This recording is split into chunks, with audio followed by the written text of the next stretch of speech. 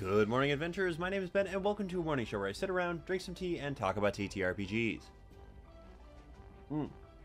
First up for TTRPG, we've got, wow, I really fumbled that one. First up for TTRPGs today, we've got the witchy kind of cottagecore-y kind of mug. Again, seems to fit with theme. And inside of it, we have the Palace Elixir from D&T. Once again, check them out. They do some really good work. They make some good stuff. And I'm pretty sure they're not associated with wizards. So, if that's important to you, there you go. Let's go ahead and let's dive straight on back into Wanderhome. Let's talk about what you need to go ahead and facilitate a game of Wanderhome. This one normally is just for the DMs, GMs, etc. of the world, but today it's for everybody because, as I've mentioned a few times, Wanderhome is designed to be played without a guide. That is what they call their GMs in this game. You can play with a guide, obviously, but it is designed to be able to be played without one. So this is important for everybody to be able to actually understand here. Yeah, we're going to go ahead and we're going to just go ahead and dive straight into it and not really concern ourselves with any of the getting ready for it here. So pages 15 through, I want to say like 40 of this book are really great for actually helping you understand how the game works, the ways that it actually progresses. So it's important for all of your players as well as your guide, if you are using a guide, to go ahead and understand the way that they operate here. The first little bit here talks about getting ready, session 0, making sure everybody's on the same page. Are you playing with a guide? Are you not playing with a guide? Do you want small issues, big issues? What are you looking for from the game? As well as talking about the playbooks and how that you are going to use them to actually go ahead and do stuff with them, choices that you make associated with them, and then a little bit more about tokens, which is important if you're playing without a guide. Basically, if you're playing without a set guide, it is a little bit more of a rotating seat of control. It's not necessarily that no one is in control of the game, it is that there is a collaborative story being told, but usually there is going to be a person around the table somewhere that is going to be the person that is taking control of the story a little bit more. It is not necessarily that you are going to be, you know, hugely committed to making this fabulous and fantastical story if you are the person that is taking a little bit more control. It's just that you are the person in that moment who is speaking and driving forward what is going on. Maybe your character is the one who is basically telling the story from their point of view in that moment.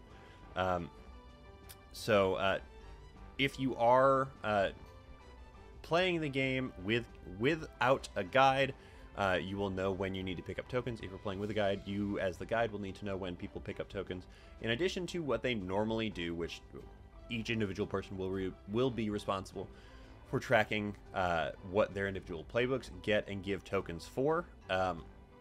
You are, as the guide in this situation, we're going to just kind of assume that you're playing with a guide for the purpose of a lot of this so that it's easier for me here.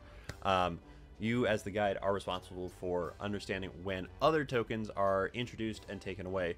Again, they're sort of the currency of the game. You don't roll dice, you just go ahead and you deal with these tokens.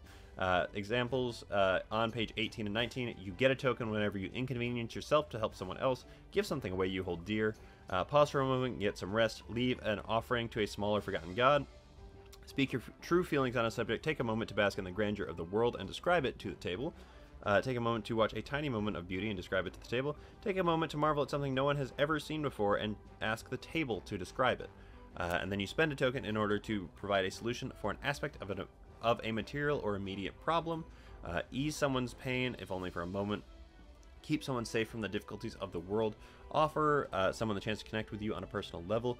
Find what someone needs to give them a chance to change fundamentally. Reveal something hidden about the person in front of you and ask them what it is. Know something important about the place you're in and tell the table about it. Or listen to the shared wisdom of the many small and forgotten gods and ask the table what they tell you.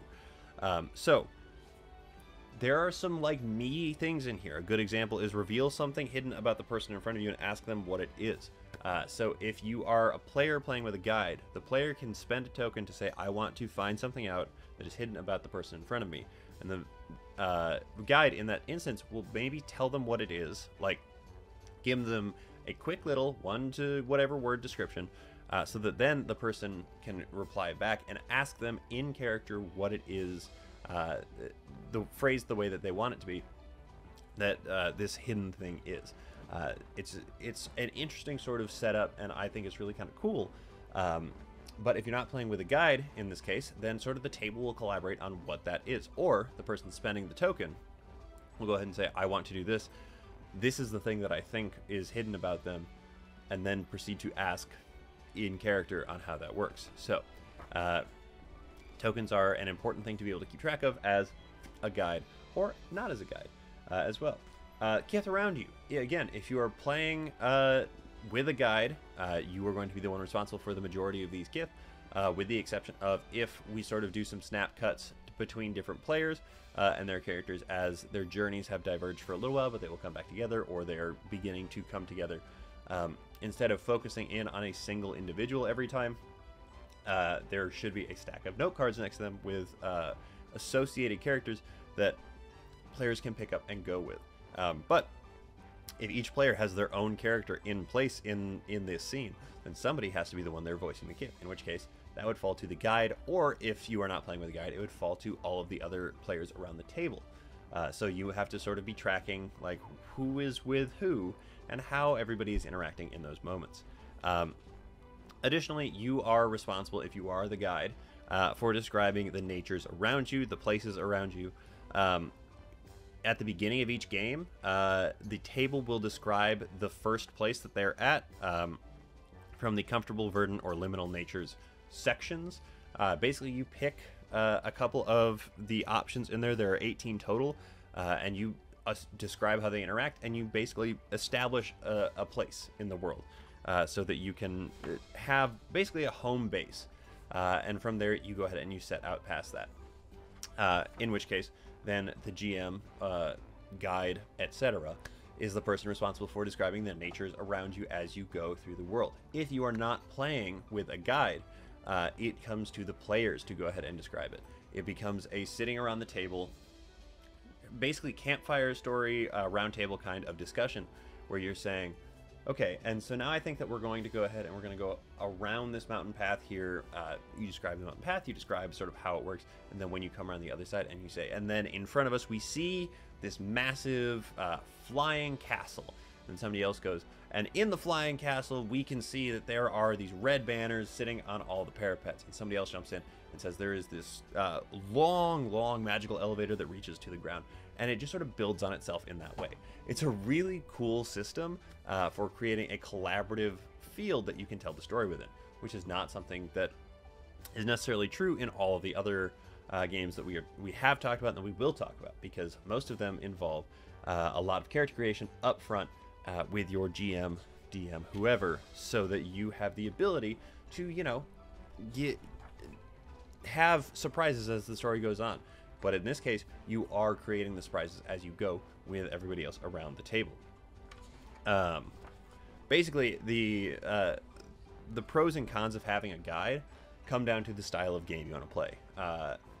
Having a guide puts all the pressure on that person to, you know, fabricate the world as you go through it. It's a lot more familiar to a lot of people, maybe than you would otherwise be okay with. It's great for nervous players, nervous new players in particular, because there is somebody to take that burden off of them, off of having to on the spot come up with a lot of things. That puts it onto the other person, and that person knows going into it that they are the ones responsible for creating a lot of this stuff.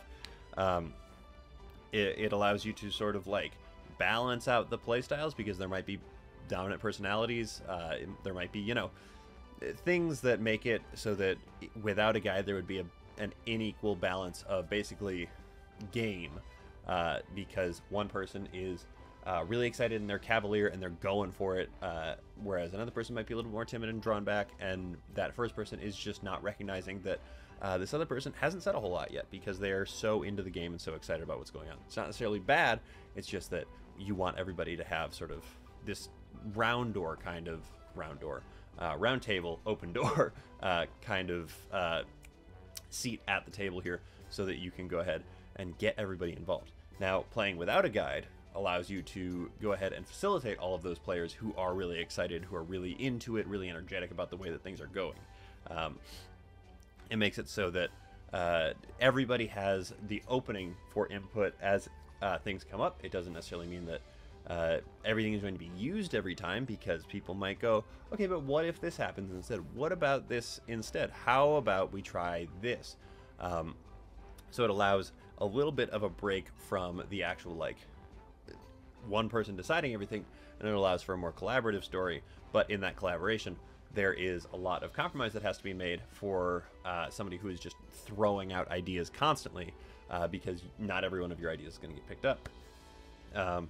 It does sort of allow players to feel a little bit more comfortable, maybe, with making like big choices that happen, because they can more or less take control of the game for a moment to make these big choices, make these decisions, and have everybody else around the table go, yeah, that's really cool, that's really great, instead of having a guide or a GM sitting there who goes, I don't know if you can do that, I don't know if that's going to work, because it basically puts the power back into the player's hands. Now, most GMs that I know, most GMs that I enjoy playing with, associate a lot with, spend a lot of time playing with, are really game for just about anything. So that isn't really an issue that I have at tables that I play at, but I know that it is a table at several other tables that people play at. And so it's just kind of like, you know, it's up to you on how you want to go ahead and do it. It is entirely possible also to go somewhere in between of having one full-time guide and having everybody just sort of telling the story at the same time, to having it be every month it changes over, every season it changes over. You know, basically you can drop in and out. The whole point is the game is drop in and out because that's the way that it's built. The idea is that you are traveling and you come and go as needed. So if you switch over every season, which is actually a pretty good way to do it, because at the end of the season you go ahead and characters advance a little bit, and the one character can diverge at whatever festival it is and a new one can be introduced, or come back or whatever. And then each person is responsible for their own season.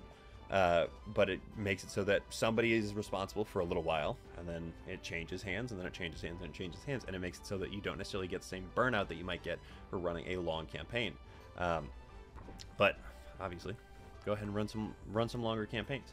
There is the encouragement to go ahead and leave, go ahead and play on your own for a little while if you need to, play it with massive groups of friends. It's just,